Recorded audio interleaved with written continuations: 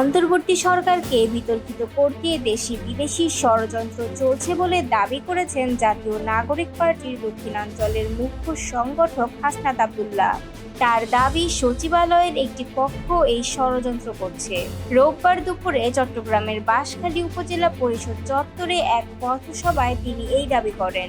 হাসনাত আব্দুল্লাহ বলেন, আমরা যখন এখানে কথা বলছি তখনও ঢাকায় ষড়যন্ত্র চলছে। তাদের উদ্দেশ্যে বলতে চাই, আপনারা নিজেদের বিকল্পহীন মনে করবেন না। মনে করলে ছাত্র জনতা আপনাদের বিকল্প খুঁজে নেবে বলেও মন্তব্য করেন তিনি।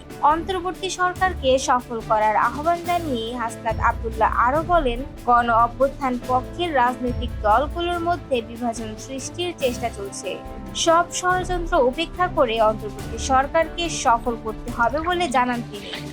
বাংলাদেশে আর কখনো হাসিনার শাসন ফিরবে না উল্লেখ করে এনসিপির এই নেতা বলেন, পলাতক সরকার দেশে ফিরতে পারলে কখনোই পালাতো না।